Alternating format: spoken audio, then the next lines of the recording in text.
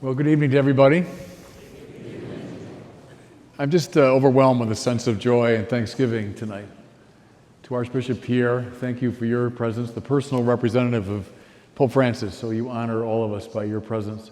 My brother bishops, especially, I think I saw Archbishop Gomez, there he is, who's been a great spiritual father to me for the past nearly 7 years in Los Angeles. Thank you to all my brother bishops and brother priests who are here.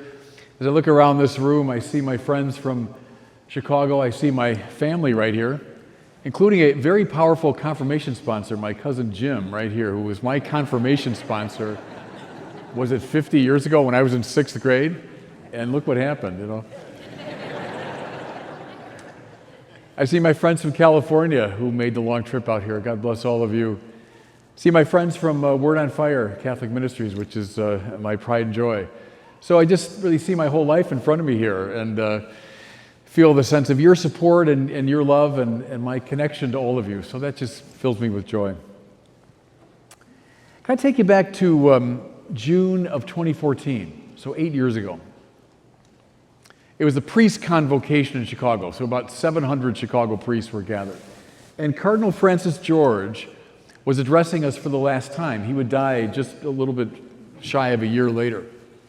He gave a talk and then entertained questions for about 20 minutes. The questions were all about parishes and finances and closures and all the usual things that we're concerned about. And he answered them all very completely.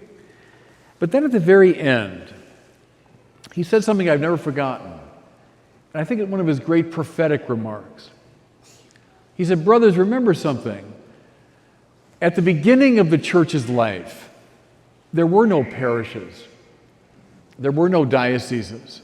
There were no Catholic schools or Catholic hospitals. There was no Vatican. There was no Roman Curia." And then he paused and he said, "But there were evangelists.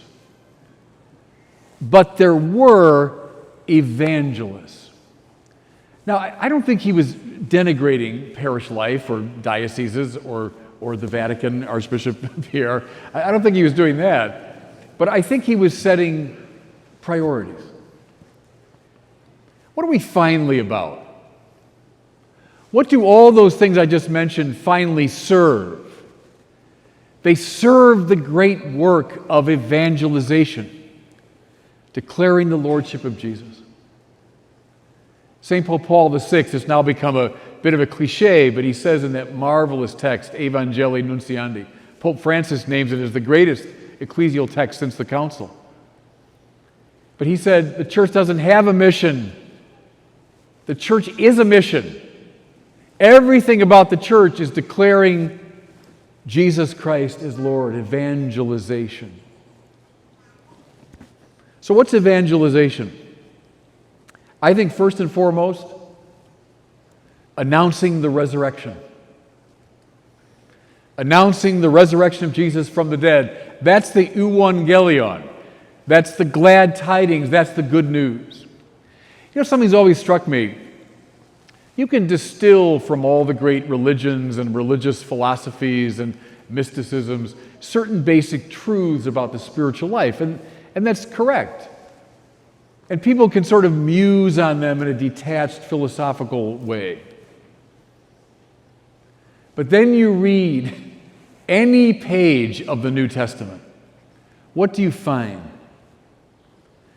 Not abstract, detached philosophical musing. You find people who want to grab the whole world by the lapels and tell them something. Something happened to them. Something happened that turned them and the whole world upside down. And they went careering around the world to their deaths, insisting upon it. The good news that the one that Caesar killed, God raised from the dead. Resurrection faith, everybody. That's evangelization. Yeah, maybe some of the older priests and bishops remember this name, Gerald O'Collins. So people of my generation, we all read him in the seminary. He was a very popular theologian, taught in Rome at the Gregorian. It must have been 2005 when John Paul II died, and people were speculating about the next pope, and what are we looking for in a pope? And, people said diplomatic skill, skill in language, theological background, pastoral experience, and, sure. But they came to O'Collins and they said, what are we looking for in the new pope? He said, I'm looking for someone who believes in the resurrection of Jesus and can declare it boldly to the world. That's a good answer. In other words, everything else we talked about, skill in language and theology and pastoral, all that stuff, great, in the measure that it serves evangelization, the declaration of Jesus risen from the dead. That word, euangelion, had a very strong sense in the culture of Jesus' time.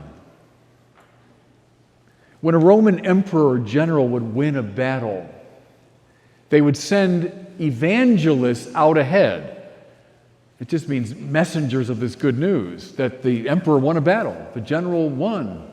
Good news. How edgy of the first Christians. See, we hear the word evangelization, we think right away in religious terms, but go back to the first century. How edgy it was. When they said the good news has nothing to do with Caesar, it has to do with someone that Caesar killed and whom God raised from the dead. A victory's been won. That's the good news. Something here, we see the cross, and on the top of most Christian buildings and churches, we see the cross. And again, we right away think, well, that's a very, staid religious symbol. Go back to the first century, though. Nothing terrified people more than the cross, the Roman cross. The worst way to die, the way you were tortured to death if you came up against Rome's power. The Christians held it up as a kind of taunt. You think that scares us? That's the worst you can throw at us? Because God's love is greater than that. God, by raising Jesus from the dead, won a victory over everything that's in the world. That's why Paul can say, I'm certain that neither death nor life, neither angels nor principalities, neither height nor depth, nor any other creature could separate us from the love of God. That's evangelization, everybody. That's the declaration of an imperial victory, won not by Caesar, but won by God. That's the message they had. Evangelization consequently also involves the declaration of the lordship of Jesus. One way to sum it up in St. Paul is a phrase he uses all the time, Jesus Kyrios in his Greek, Jesus Lord. And we say, sure, that's nice, pious, religious talk. Not in the first century. Because a watchword of that time and place was, Kaiser Kyrios, Caesar's the Lord. You might even greet someone, Kaiser Kyrios, Caesar's the Lord. And, he's my man, he gets my allegiance. Again, see how edgy it was when Paul says, no, not Kaiser Kyrios, Jesus Kyrios, Jesus is Lord. Do you see why Paul was in prison a lot?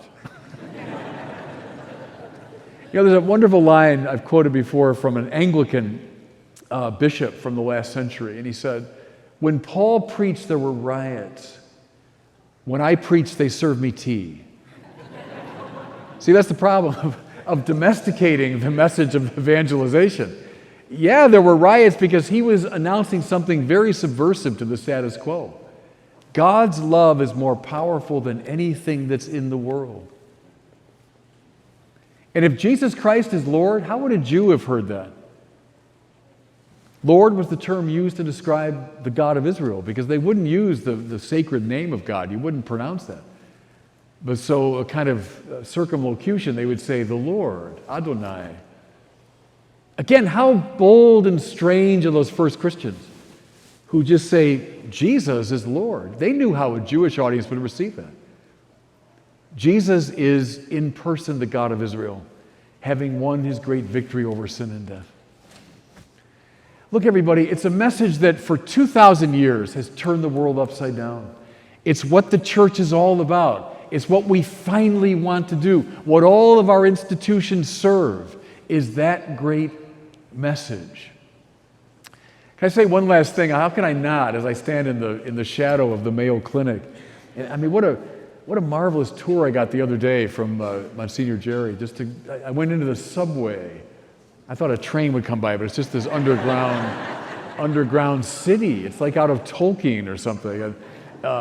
Came up and they got the tour of that marvelous central building, and it just strikes you. You know this, everyone that lives here. It's like a secular Lourdes, isn't it? I mean, it's the great healing center of the planet.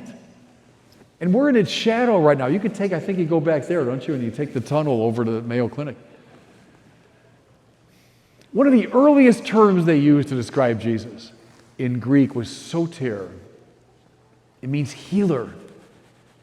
It's rendered in Latin as salvator, and we get savior from that. The word salvator sounds like salve in English, right? S-A-L-V-E, and that's appropriate. They saw him as the healer. Yes, he healed people physically, that's true. But everybody he healed from the deepest wounds we've got, which are the wounds of sin and death. They saw in the cross and resurrection of Jesus healing for the world. And that's the job of the church, to evangelize, to announce that message in season and out, when it's popular, when it's not, when the culture is with us, when the culture is against us. It produced martyrs, that message, up and down the centuries. It's always been a subversive, unnerving message. But we proclaim it again and again, in season and out. You know, it's strange as I stand here and I'm fully aware of all my limitations and faults, and you'll discover them soon enough, I suppose, all of you. But through God's grace and through a phone call from Archbishop Pierre, I find myself now the bishop of this diocese, and therefore a successor of the apostles. And I go right back to Cardinal George. In the beginning of the church, there were no great institutions. But there were evangelists. So I would claim that as my task, as my goal. And I'd claim the Apostle Paul's words: "Woe to me if I do not evangelize."